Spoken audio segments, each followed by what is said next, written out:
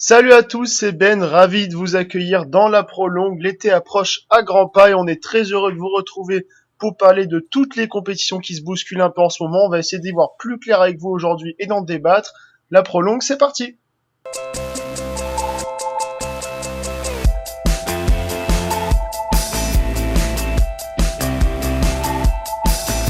Alors on se retrouve aujourd'hui avec Guillaume. Comment ça va Guillaume? Est-ce que tu as passé une bonne semaine tout d'abord?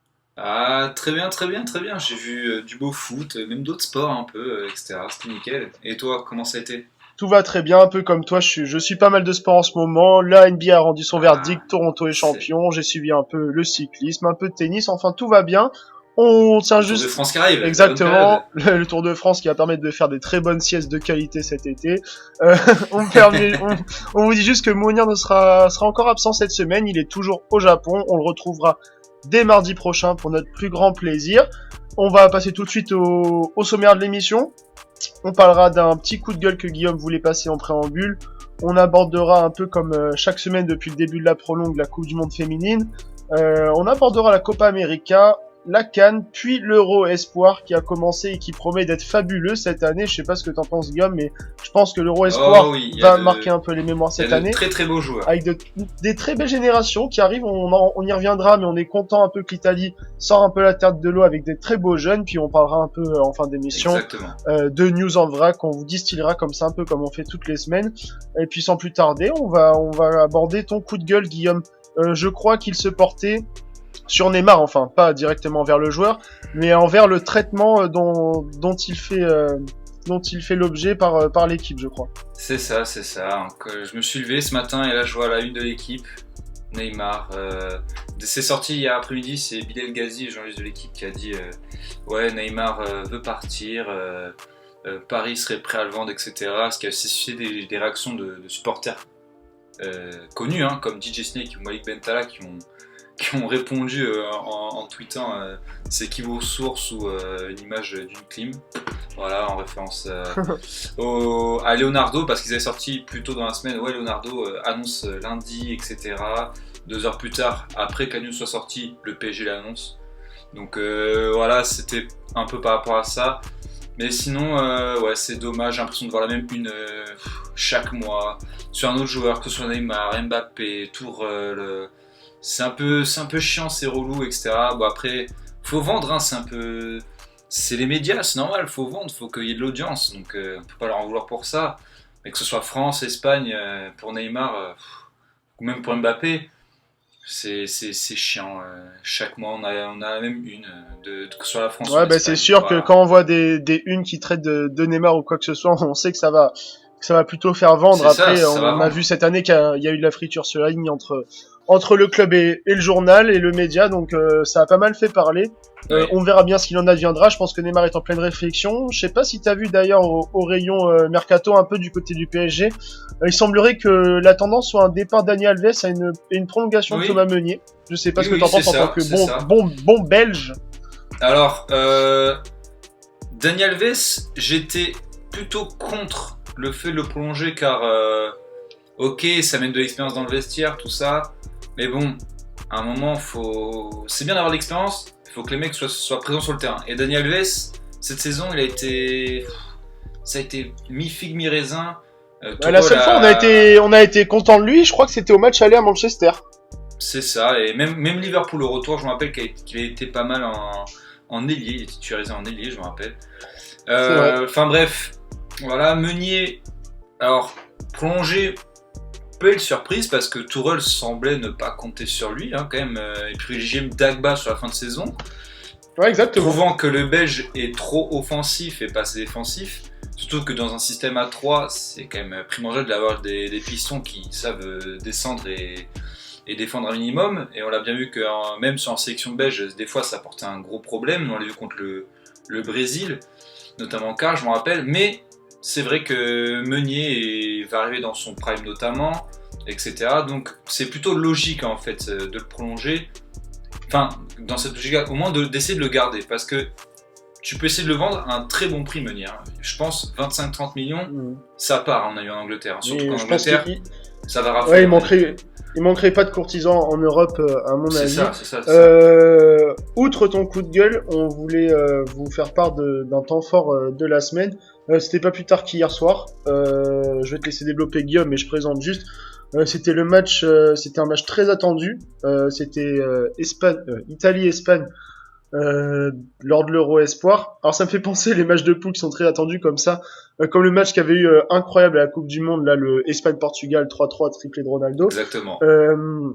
On sait que ce sont deux très belles générations, l'Espagne et l'Italie. Surtout oui. l'Italie, pour laquelle je crois que cette équipe Espoir t'est tombée amoureux. Plus tard, dans notre Donc, juste comme ça, dis-nous rapidement pourquoi, pour toi, ce match a été un temps fort. On rappelle que l'Italie l'a emporté 3-1 avec un doublé de Chiesa. Je crois que t'es vraiment fan de ce joueur, tu peux nous en parler?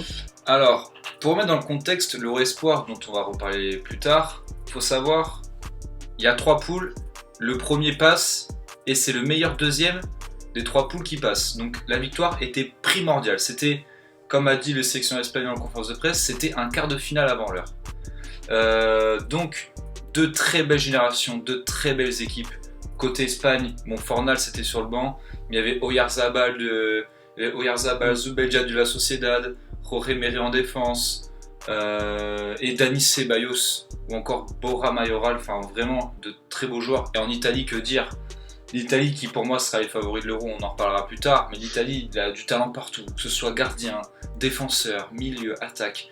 Les mecs ont sur le banc quand même Pinamonti, un espoir de l'Inter, Cutrone, entre autres. Enfin, ouais, puis on a la sensation que cette équipe est déjà mature, quoi, alors que ce sont des oui, voilà, il y a des mecs il y a la moitié des joueurs qui étaient titulaires hier en Euro Espoir avaient déjà joué avec la sélection A. C'est dire. Il y avait Mancini en défense, il y avait Zaniolo, Barella, Moïski. Bah c'est un peu dû aussi au creux que vit l'équipe. C'est ça, aussi, donc ça a permis un renouvellement. C'est pas plus mal, pour voilà. eux. Et ça nous a permis d'assister à un très beau match hier. Un match de très très haut niveau, je me suis régalé techniquement. Et Federico Chiesa, il a été exceptionnel. Je vous invite à regarder son premier but transversal magnifique de ces Barella, je crois qu'il fait une transversale magnifique. Et contrôle incroyable, de la colle au pied. Il met un but dans un angle très fermé. Très fermé, et bien aidé par le gardien quand même qui avait anticipé un peu le centre. Un placement hasardeux. Incroyable. Non, vraiment, donc, voilà. Match de très belle qualité hier soir. Comme l'Euro Espoir dont on va reparler plus tard, ça va être vraiment... en tout cas, moi, comme toi, je l'aurais mis au rayon du temps fort de la semaine. Écoute, on va enchaîner sur la Coupe du Monde féminine, comme on fait un peu depuis chaque semaine. On essaie de pas mal en parler parce que c'est un gros événement qui se déroule en France en plus. Oui. L'équipe de France joue contre le Nigeria ce soir. On est en train d'enregistrer, on est lundi. L'équipe de France joue son dernier match de poule contre le Nigeria. L'équipe de France est d'ores et déjà qualifiée. On va juste revenir rapidement sur leur dernier match. Pour moi, 2 faits de jeu. Je vais te laisser un peu en parler si tu veux. Tout d'abord, le pénalty accordé à la France. Je voudrais avoir ton avis là-dessus. Et ensuite, le contre son camp assez improbable de Wendy Renard qui, heureusement, n'a pas eu trop de conséquences sur le résultat final. Oui, encore ça va. Je pense que même si vous nous écoutez, vous avez un peu l'action du penalty en tête. Qu'est-ce que t'en as pensé, toi? Est-ce qu'il y a penalty? Est-ce que c'est litigieux? Est-ce que voilà? Alors, pour le penalty, ouais, il est un peu litigieux, etc. Malgré tout, ça n'a pas manqué son de polémique, on va dire, dans cette Coupe du Monde, on en reviendra plus tard. Mais ouais, le penalty est un peu litigieux, bon, tant mieux, ça profite à une équipe, mais bon, voilà, c'est dommage. Et ouais, pour ma part, j'ai beaucoup rigolé. Sur le moment, pour Wendy Renard, parce que ça m'a fait penser à finale Coupe de France, Rennes PSG, un centre et là, un défenseur. Kipembe qui ouais, enfin là mais là c'est la Coupe du Monde, donc c'est un peu plus relevé, donc ça m'a fait marrer un peu moins parce que c'est quand même l'équipe de France. Ouais, puis puis on le voit, il y avait pas forcément de danger sur l'action, donc ouais, en plus j'étais un peu ébahi devant ma télé, quoi. C'est ça. Moi je rentrais de l'entraînement, le but venait juste d'être marqué. J'avais des potes qui m'envoyaient des messages, ils me disaient putain regarde le but de Wendy Renard, tout ça. Je me dis putain elle a encore marqué. En fait, non, pas du tout, elle a marqué, mais dans son propre but. Et quand je vois l'action, ouais, il n'y avait aucun danger. J'ai pas compris. Ouais. Voilà. Ah, c'est bizarre. Bon, du coup, prochain match qui se profile contre le Nigeria. Moi, je voulais te parler, Guillaume. J'ai pas mal entendu dans les médias parce que voilà, j'écoute un peu aussi à la radio, je lis les journaux. Il y a un débat, enfin un débat, une petite discussion en ce moment sur le fait que la France. Alors, est-ce que la France aurait dû faire exprès finir deuxième pour éviter les États-Unis en quart? Alors moi, je suis assez partagé sur la question parce que pour moi, quand tu t'engages dans une Coupe du Monde, de toute façon, si tu vas aller au bout, d'autant C'est plus quand ça, tu es tu à dois battre tout le monde. domicile, il faut battre tout le monde. Donc les États-Unis, que tu les battes en quart, en demi ou en finale, il faudra passer par là et ce sera pas la seule équipe Exactement. à battre pour aller au bout. Donc moi, à mon avis, je vais finir sur ce sujet, on va enchaîner direct après. Hein. Mais à mon avis, moi, il n'y a pas de calcul à faire. Il faut rester dans une bonne dynamique. Ok, faire tourner un petit peu parce qu'on sait bien que comme les masculins avaient pu faire contre le Danemark, quand tu es déjà qualifié, tu peux te permettre sur le troisième match de faire un peu une revue d'effectifs pour regarder les joueuses fraîches. Mais pour moi, il n'y a aucun calcul à faire. Oui. Et puis, s'il faut rencontrer les États-Unis en quart, eh ben, il faudra le faire. Il faut d'abord passer les huitièmes, même si ça devrait être abordable, il faudra les passer. Puis en quart, chez nous, il faut si on va aller au bout, il faut qu'on ait C'est exactement faut ça. qu'on affirme notre force en battant les États-Unis. Si tu veux gagner, Ok, tu vas battre les États-Unis. ok, les États-Unis sont impressionnants. Ok, hier, elles jouaient avec leur équipe 2 ou avant-hier, je sais plus, c'était hier, oui. C'était hier. Elles ont gagné 3-0 facilement. Mais pour moi, l'équipe de France, je trouve que c'est une équipe dense physiquement, qui manque un peu de variété offensivement, mais pour moi c'est possible de battre les États-Unis sur un match. On est quand même une nation forte du football mondial, donc pour moi il y avait pas lieu de faire plus de calculs que ça. Fait marquant un peu de cette semaine de Coupe du Monde féminine. Il se tourne vers le match qui a eu lieu par rapport au Brésil. Tu voulais me parler, toi, d'une polémique liée à la VAR, une fois n'est pas coutume. Explique-nous qu'est-ce qui s'est passé. Le fait de match, je crois que c'est par rapport à un hors-jeu.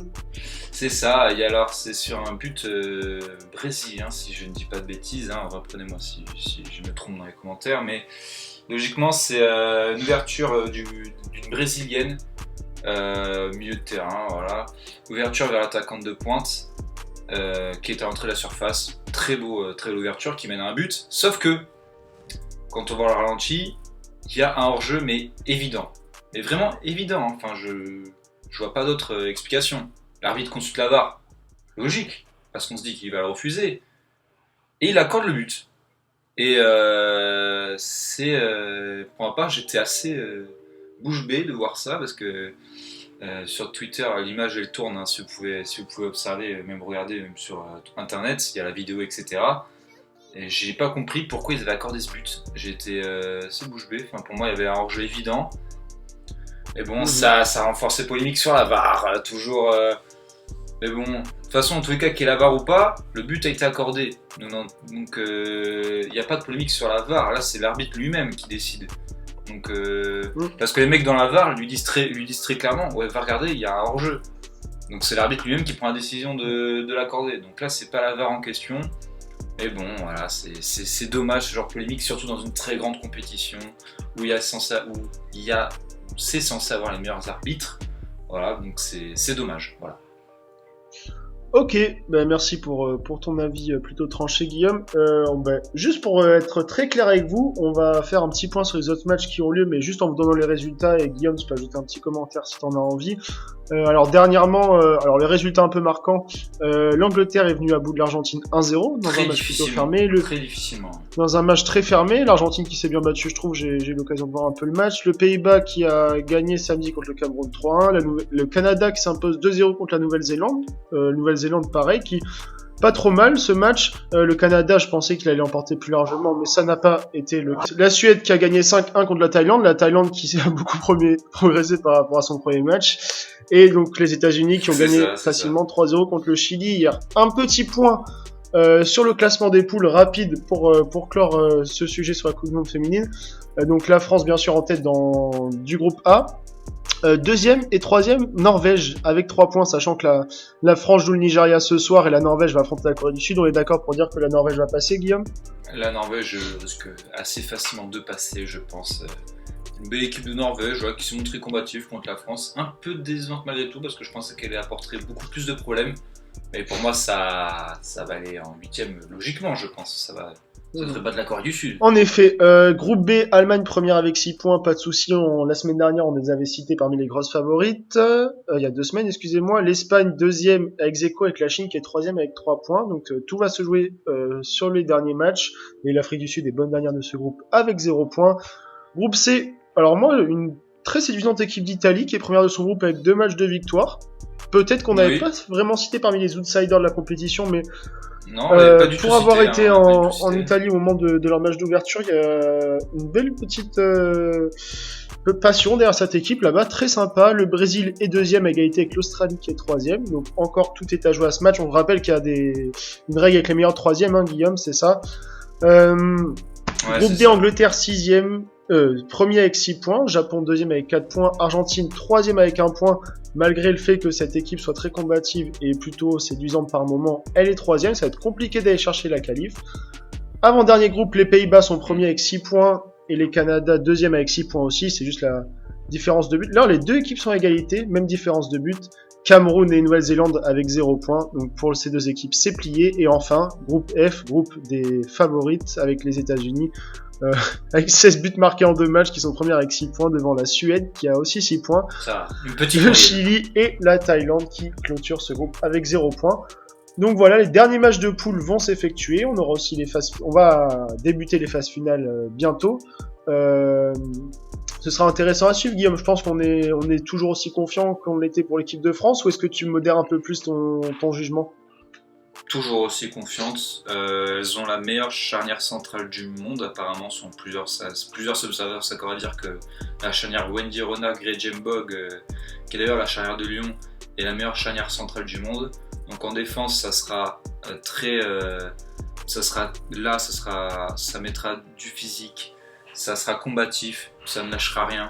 Moi j'étais très surpris par la jeune latérale de Montpellier, Marion Torrent. Ouais. Torrent, je sais pas comment ça se prononce, qui a fait un super match contre la Norvège. Ouais, tout le monde s'accorde à dire que c'est pour l'instant la belle révélation de ce début de ouais, belle révélation. En attaque, certes, ça pourrait être mieux, mais à l'image de l'équipe de France masculine, c'est vraiment. C'est pas que ça ne joue pas au foot, mais on va dire c'est très efficace. Ça s'est joué parfaitement. Les mecs, bon là c'est les meufs, savent parfaitement où se placer, qu'est-ce qu'elles doivent faire, quels sont leurs rôles. C'est à l'image de Didier Deschamps. On sent que tactiquement c'est en place. C'est peut-être parfois un peu poussif dans la construction, mais comme tu le dis, c'est efficace et on a vu très récemment. Hein, c'est un peu en vogue parce que c'était à peine un an.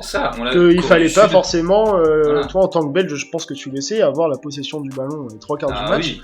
Sans être efficace. Et même on l'a vu, c'est un peu dans la veine du foot actuel depuis 2-3 ans. Le football n'est plus un jeu de possession. On a vu, il y a eu l'ère de Guardiola avec Barcelone, etc. On peut voir Tottenham. Et là on l'a très bien vu en finale. La finale, Liverpool avait, je crois, 35% de possession à la mi-temps. Et c'était eux qui menaient. Et donc voilà, c'est maintenant la possession ne veut rien dire. C'est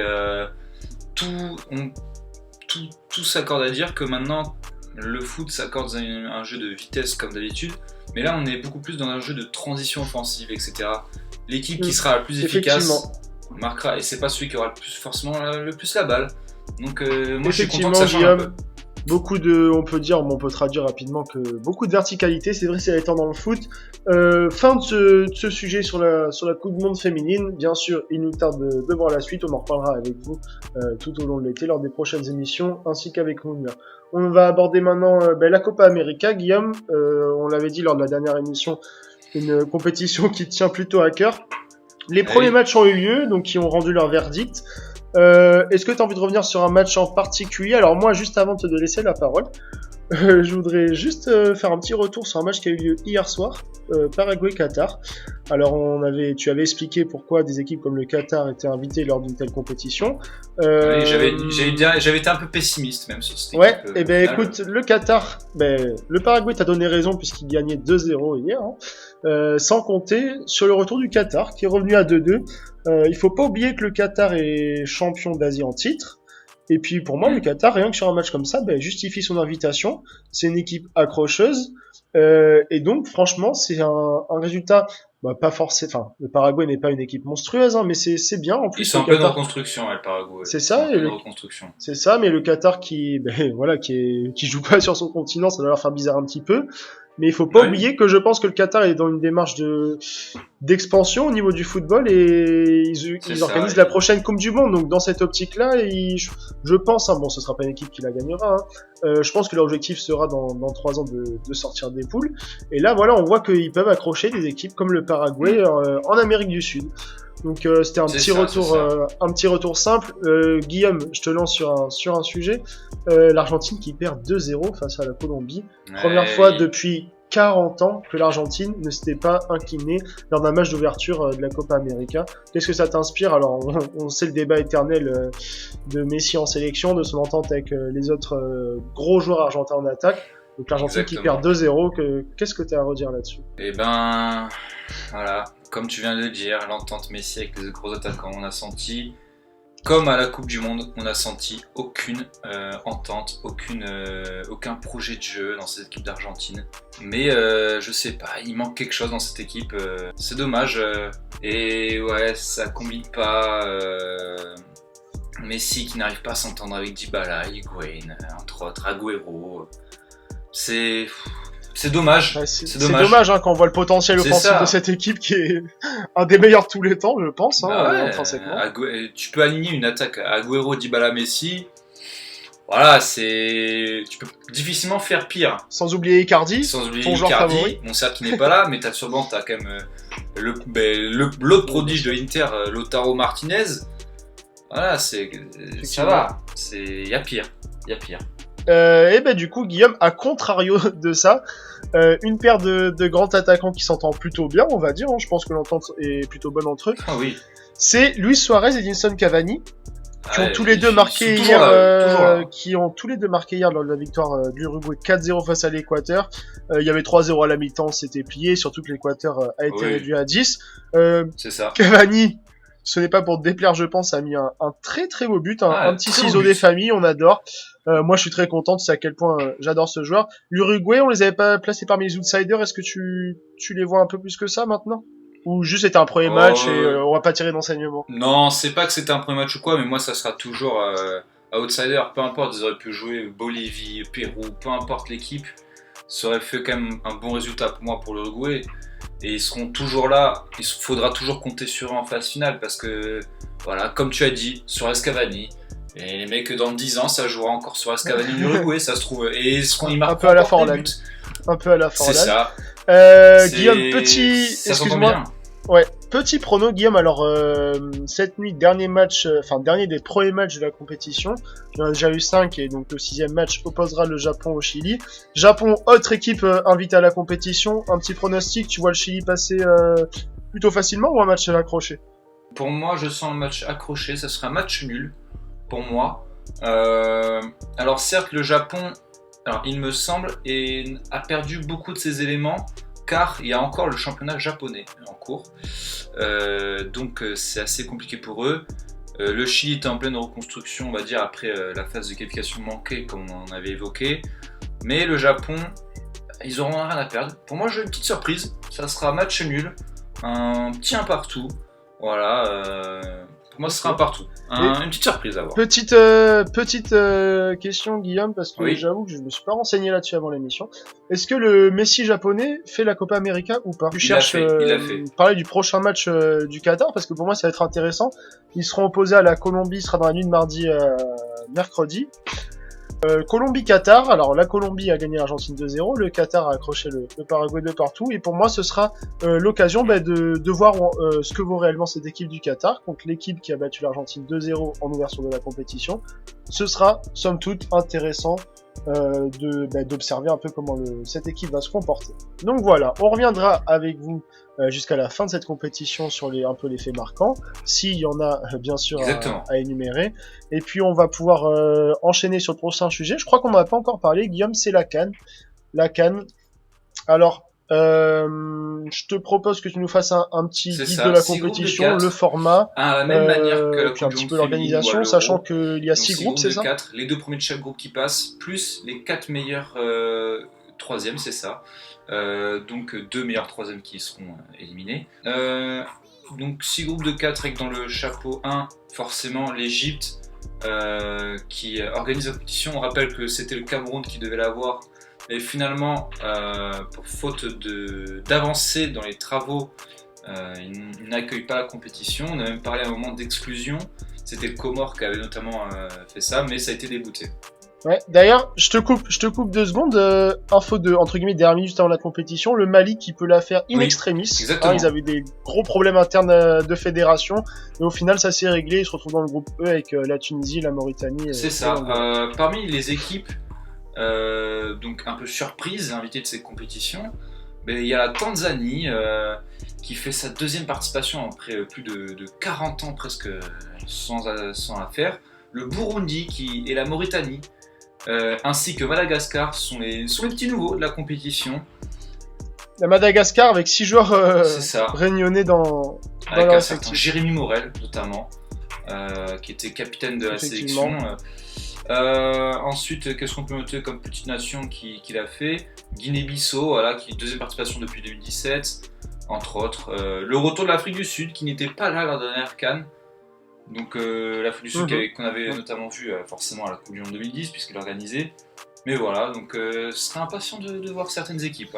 Ouais, et puis sachant que le premier match de la compétition, comme la tradition oblige, verra l'Égypte qui est à domicile ouvrir le bal, ce sera vendredi. Si vous n'avez rien à faire 22h. pour la fête de la musique, n'hésitez pas, c'est à 22h, l'Égypte qui affrontera le Zimbabwe. Rapidement, Guillaume, la compétition n'a pas encore commencé, mais on peut quand même faire un petit pronostic sur au moins des équipes favorites. Alors moi, si je devais en citer 3, je dirais l'Égypte qui est à domicile, le Sénégal et une petite pièce, alors soit sur la Côte d'Ivoire, soit sur le Ghana. Tout grosse côte. Alors, j'ai trop rejoint sur l'Égypte, Sad qui est à domicile, etc. avec Mohamed Salah. Le Sénégal parce qu'ils ont une attaque flamboyante avec Sadio Mané, entre autres, Mba Niang, ou encore Baldé Keita. Les mecs ont juste ça sur le banc, ça va, c'est une petite attaque. Mais moi, je vais te rejoindre sur, en plus du Ghana et de la Côte d'Ivoire, qui sont deux équipes un peu plus pas en reconstruction, mais changement de génération, on va dire, etc. Pour moi, certes, peut-être en transition, c'est ça. Aller loin, malheureusement, même si l'Algérie est toujours en attente, c'est toujours là. Je ne vois pas l'Algérie aller loin, malheureusement. Par contre, moi, mon regard va se tourner vers le Nigeria, que j'avais bien aimé à la Coupe du Monde 2018. Ils avaient failli faire sauter l'Argentine en groupe, mais malheureusement, ils ont pris un but à 2 minutes de la fin qui fait que l'Argentine s'est qualifiée. Mais pour moi, je vois bien cette équipe nigériane avec notamment des Victor Moses, etc. qui tenir en échec plusieurs de ces équipes et pourquoi pas remporter la compétition. Ils sont dans un groupe plutôt ouvert et facile pour eux, avec le Guinée, Madagascar et Burundi. Ils devraient facilement se qualifier. Abordable. Donc voilà, pour moi, Nigeria, attention à eux, car certainement l'une des favorites pour moi. Voilà. Ok, alors moi je suivrai aussi pour ma part le Maroc, la sélection d'Hervé Renard qui a un potentiel offensif intéressant. Au rayon des joueurs à suivre rapidement, on n'avait pas prévu d'en parler, mais je vais en dire 2. Moi je suivrai un peu pour voir, outre les stars, je vais pas m'attarder sur les stars qu'on connaît à peu près tous.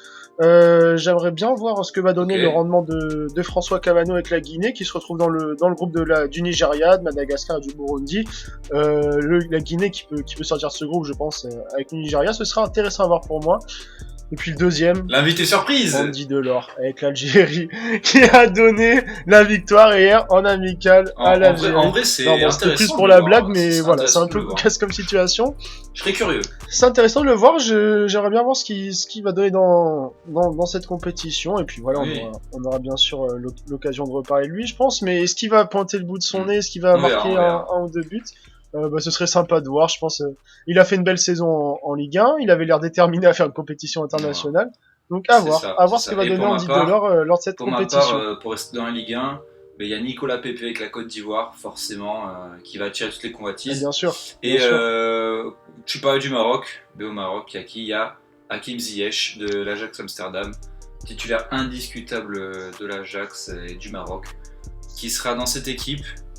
mené par Hervé Renard, nul doute qui va éblouir les pelouses de cette CAN. Voilà. Donc on aura l'occasion de, un peu comme toutes les autres compétitions qu'on a l'habitude d'aborder, de parler des résultats, de faire les petits pronos comme on a fait, de revenir sur les performances remarquables de certains joueurs. Alors maintenant, t'en avais parlé en préambule, Guillaume, on va parler de l'Euro Espoir simplement, donc qui a déjà débuté. On n'avait pas trop eu le temps de désigner des gros favoris, mais on a bien compris quoi tu classais l'Italie, tu vois l'Italie comme ultra favorite. L'équipe de France, Guillaume. Alors, j'ai leur sélection sous les yeux là, c'est pas mal. Voilà, on connaît des joueurs de Ligue 1, il y a Bernardoni, il y a Ballo-Touré, il y a Dagba, au rayon des défenseurs, hein. Il y a Upamecano de Leipzig, il y a Aouar de Lyon, bon, qui est un peu le chef de file du milieu de terrain, avec Lucas Touzard. Deux joueurs qui jouent déjà pas mal, et puis on a Ikoné de Lille, Moussa Dembélé de Lyon, et Marcus Thuram. Je serais curieux de voir Marcus Thuram au niveau de son temps de jeu et de son rendement, parce qu'on sait que il sait pas trop ce qu'il va faire la saison prochaine, donc ce sera à mon avis pour lui l'occasion de se montrer un petit peu si on a la possibilité. Est-ce que l'équipe de France peut faire selon toi un bon résultat, sachant qu'on le sait, historiquement l'équipe de France a un peu de mal dans la catégorie espoir. On sait que soit on a des gros potentiels qui jouent direct en A, soit l'équipe de France, comme je viens de le dire, est un peu en crise de résultats dans cette catégorie. Alors comment tu les vois, toi? La catégorie espoir est un peu une catégorie mal aimée, on va dire, de sélections jeunes. Ils n'arrivaient pas à se qualifier depuis un très long moment. Je crois que ça faisait plus de 10 ans qu'ils ne s'étaient pas qualifiés à l'Euro Espoir. C'est quand même, alors pour la France, c'est quand même assez surprenant. En plus, ils se retrouvent dans un groupe compliqué. Angleterre. Avec l'Angleterre, la Croatie. Bon, la Roumanie, on ne sait pas trop ce que ça donne. L'Angleterre, ils ont une belle sélection avec Foden, Abraham en attaque qui a planté 25 buts en Championship. Il y a aussi l'ailier d'Everton, Calvert-Lewin. Enfin, c'est une sélection qui va être très compliquée. En plus, ils seront dans le bain. Mais du coup, dès le premier match, ça sera le 18 juin, donc c'est demain. Donc, ce sera mardi soir. Demain, 21h. À Cesena. Donc, on l'a pas dit, l'Euro Espoir se tient en Italie. Donc, c'est pour ça aussi que Italie et Espagne, il y a eu une ambiance fou qui a, en plus de ça, donné du crédit à ce match. Voilà, pour faire un petit parallèle. Mais ouais, ça sera compliqué pour la France. Le premier match, on va directement voir qu'est-ce qu'on peut en penser de cette équipe et où est-ce qu'on peut la voir, parce que ça sera un très gros match d'entrée pour eux, un très gros test. Je suis d'accord avec toi. Et puis bon, après, même s'ils perdent, ils auront toujours l'occasion de se qualifier, peut-être. Mais l'Angleterre, on le sait depuis quelques années, un renouveau générationnel avec des très très bons jeunes.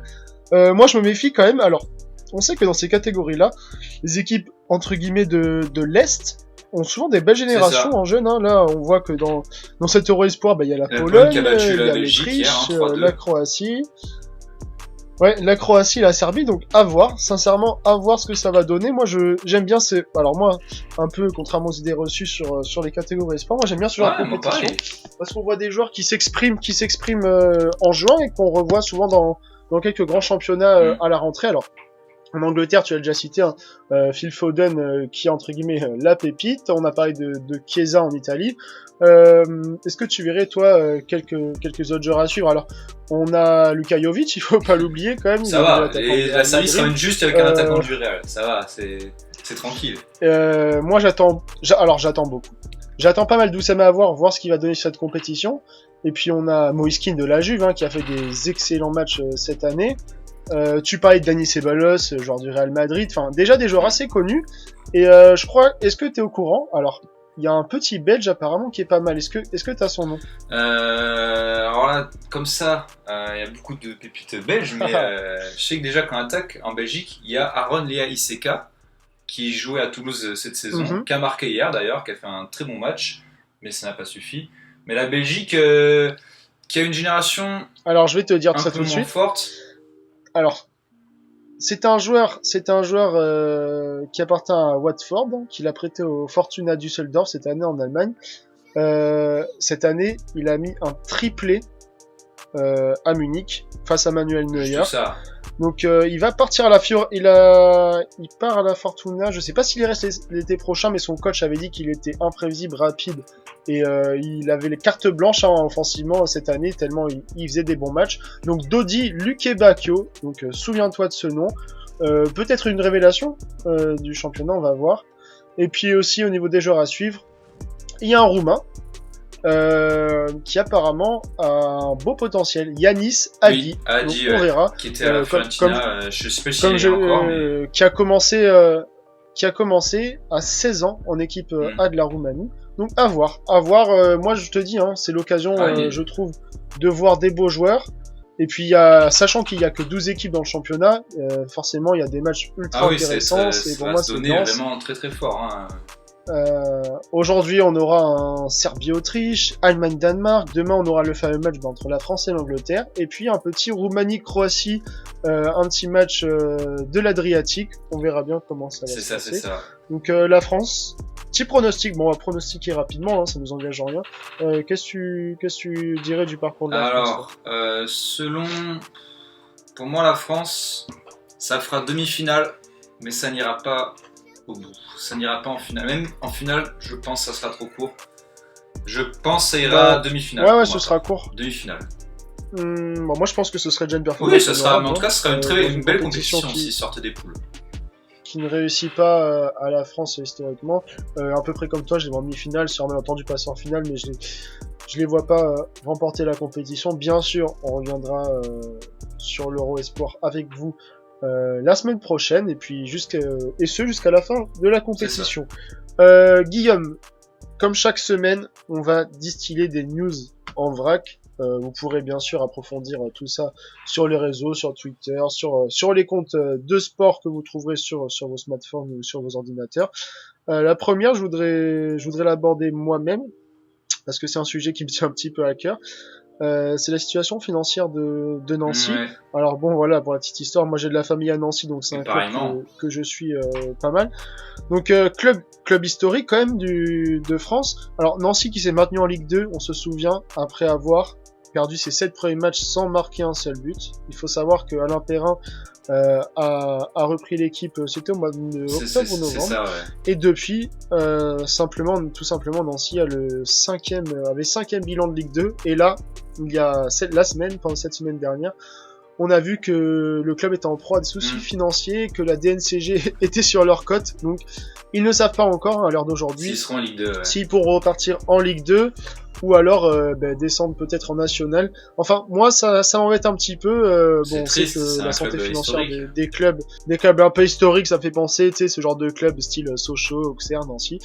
C'est dur pour eux de se renouveler. La nouvelle tendance économique est assez compliquée pour les clubs comme ça. Alors, j'espère de tout mon cœur, c'est un petit coup de cœur. J'espère de tout mon cœur que Nancy pourra repartir en Ligue 2, parce que je trouve que c'est quand même un club historique où il y a eu des très beaux joueurs. Ouais, c'est ça. C'est le club formateur de Michel Platini. Cette année, ils avaient un joueur super dont on avait déjà parlé ensemble, Guillaume Wagner, qui était prêté par Saint-Etienne, qui a été élu joueur du mois de Ligue 2. Donc voilà, c'était juste comme ça pour vous dire la petite info. Et puis j'espère de tout mon cœur que Nancy sera encore en Ligue 2 l'année prochaine. Toi, je crois que tu veux enchaîner en parlant en bon supporter parisien de Leonardo. Leonardo qui fait officiellement son retour au PSG. Voilà, bon, c'est vendredi, tout s'est accéléré. Théo Henrique a officiellement démissionné de son poste, ou en tout cas signé celle de départ. On ne sait pas s'il a démissionné ou pas, mais en tout cas.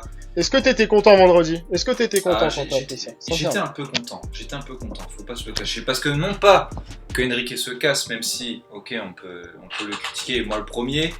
Certes, il a eu son rôle à jouer parmi les arrivées de Neymar et Mbappé, mais il a quand même malgré tout eu de sacrés flops, et dans les bureaux du PSG, ça n'allait pas trop. Il y avait souvent des petits bises en interne, etc. Avec notamment Tourelle, où ça se marchait dessus. Voilà, au moins avec Leonardo, on aura un mec qui va, l'homme fort du PSG, qui va mettre un peu des coups de gueule quand ça va pas, qui va restructurer un peu le club, parce qu'il va même aussi avoir un rôle. Et qui a un réseau. Déjà qui a un réseau. Et qui a un vrai réseau. Mais qui va un peu avoir un rôle de président délégué avec Jean-Claude Ban, parce que Nasser va prendre du recul au PSG à cause des soucis juridiques, etc. Donc Leonardo avec Jean-Claude Blanc va aussi un peu restructurer le club à la présidence, voilà, je vais y arriver, et surtout apporter une vraie direction sportive, à voir avec Tourelle comment ça va. Déjà, premier joueur qu'il a dans son viseur, c'est ramener Mathias de Ligt au Alors oui, PSG. tu voulais en parler Bon, dans ces news en vrai. alors, On a vu pas mal de choses sur c'est Twitter ça, pas notamment. mal de choses. Est-ce qu'il va venir? Est-ce que sa copine cherche un appartement? Voilà, c'est ça. Alors, on sait que le Barça est sur les rangs. On a vu La aujourd'hui Juve que aussi. même peut-être, je crois, la Juve ouais. était intéressée. Alors, est-ce que Paris va se prendre encore une clim intergalactique, ou alors est-ce que... Alors moi, sincèrement, je pense que c'est plutôt en bonne voie. Je pense aussi, mais c'est pas du Barça qu'il faudra se mais je méfier. pense que voilà, Pour moi, faut se méfier. ce sera plutôt de la Juve, c'est ça? Moi, c'est la Juve. Parce que la Juve a besoin de reconstruire en défense. Contrairement au Barça. La Juve, ils ont Barzagli qui a pris sa retraite. Bonucci, Chiellini, c'est quand même un peu plus vieux. Ça commence à avoir un peu plus de la trentaine.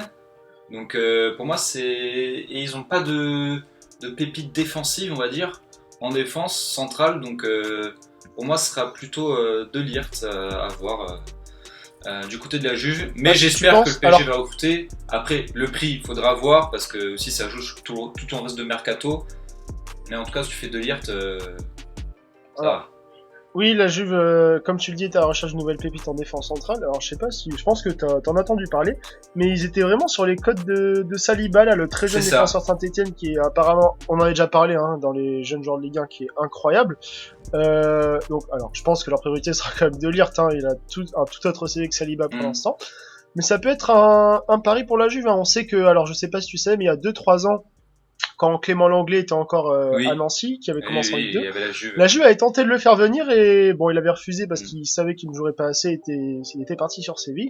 Mais on sait que la Juve, comme ça, a du nez quand même pour les jeunes défenseurs. On voit que Clément Langlais a confirmé. Donc voilà, on verra bien ce qu'il en adviendra pour De Ligt. Toujours par rapport à la Juve. Excuse-moi, vas-y. Pour l'Angleterre, apparemment accord trouvé avec le joueur, avec Arsenal. Maintenant négociation avec Saint-Etienne, c'est sorti hier. Bon, il sera développé. Je pense qu'il sera prêté quand même dans sa première année avec Arsenal, ça me paraît logique. Ouais. Ce serait plutôt judicieux. Tu parlais de la Juve qui était sur les rampes de Ligt. La Juve, dans les news en vrac, qui a son nouvel entraîneur. C'est Maurizio Sarri qui sort d'une victoire en Europa League. Alors ça m'a fait sourire parce que sur Twitter j'ai vu un petit condensé de vidéos, je sais pas si tu les as vus, de l'époque où il entraînait Naples, déversé, il crachait vraiment scène sur la Juve. Et là, aujourd'hui, de le retrouver dans ce club, alors moi, je trouve que c'est quand même un petit pari de la Juve. Alors je sais pas ce que t'en penses, mais pour moi ça ressemble à un vrai pari. Alors je sais pas vraiment les raisons qui ont motivé leur choix, sachant qu'il y avait un antagonisme entre les deux parties. C'est ça. Est-ce qu'ils vont pouvoir aller au bout parce que leur objectif c'est quand même d'aller au bout des champions l'année prochaine, je sais pas. Ils ont Cristiano Ronaldo, est-ce que Sarri, on a vu qu'il y avait des petits problèmes dans la gestion à Chelsea, même si apparemment il a évolué au cours de la saison, est-ce que ça va bien se passer? Pour moi c'est un questionnement et ce sera une petite attraction au cours de la saison prochaine. Hein. C'est ça, mais ça sera vraiment très je suis très curieux de voir ça. En Serie A, c'est un peu les traîtres, un peu entre Conte et lui, hein, Conte qui part de la Juve pour l'Inter, qui est pareil l'un des ennemis jurés de la Juventus. Sarri qui part de Naples, qui déteste aussi la Juventus et qui va là-bas. Enfin, ça fait beaucoup de... La Serie A je serais très curieux de suivre la Serie A, ça sera avec le renouveau de l'Inter, pourquoi pas. Nouveau coach à la Juve. Naples, toujours là avec Ancelotti, peut-être en construction, qui va ramener peut-être James Rodriguez, entre autres. Ça sera très curieux. Je serais très curieux de voir la Serie A la saison prochaine, je pense qu'il faudra suivre. C'est un pari pour la Juve, parce que Sarri, c'est un pari, mais pas tant que ça. Parce que Sarri, la Serie A, et le football italien en général, il connaît. Il a entraîné pendant plus de 20 ans. Au bout des doigts, il a commencé en 4ème division, on le sait. Ça fait plus de 20 ans qu'il sillonne l'Italie au foot. Il connaît. Maintenant, la Juve, c'est un pari pour lui. Parce que, comme tu as dit, Chelsea, ça a été un semi-échec. Au niveau de la gestion des égos. L'Italie qui a quand même un championnat de 3ème division avec plus de 60 clubs. Je sais pas si vous savez, c'est la petite anecdote du jour. Donc tu finiras à nous parler de Pogba, mais juste avant, je voulais juste faire un petit aparté sur un choix de carrière qui s'avérait judicieux. Alors c'est Neil Maupay. Je sais pas si tu sais. Oui, j'ai entendu Neil ça. Neil Maupay qui avait fait qui était très prometteur en Ligue 1 et tout, on se souvient. Donc qui était parti en Angleterre en deuxième division. si c'est bien ça. Alors, il a claqué, mais cette année, il a fait une saison monstrueuse. J'avais vu des vidéos de lui cette année. Il était à Brentford. Quand même, hein, depuis qu'il est arrivé, 95 matchs, 41 buts. Alors là, il fait le choix de partir en deuxième division anglaise pour un peu s'aguerrir et avoir du temps de jeu là-bas. Ça s'est très bien passé. Et là, j'ai vu aujourd'hui que Séville était sur ses rangs. Donc moi, c'est un joueur que j'appréciais énormément quand il a débuté en Ligue 1. C'est ça. Et je trouve qu'il a des choix de carrière judicieux. Et puis, ce serait intéressant de le voir à Séville l'année prochaine. Donc voilà, c'était juste une petite aparté. On va finir rapidement là, en 1-2 minutes. Parle-nous un peu du dossier Pogba. Alors, Pogba qui a fait sa tournée au Japon en disant qu'il était sûr de vouloir quitter Manchester. D'ailleurs, Mounir, est-ce que rapidement tu l'a croisé, Mounir, c'est ça. Qui est donc chroniqueur de cette émission, l'a croisé au Japon, c'est ce qu'il a dit. Petite anecdote, voilà, rapide. Pour en revenir. C'est ça. Et il nous en parlera l'année prochaine. Mais toi, ouais, du coup, rapidement, qu'est-ce que t'en penses? Est-ce qu'il va aller au Real? Alors, putain, si le Real le fait, je sais pas comment ils vont se démerder avec le fair play financier, mais ça serait fou.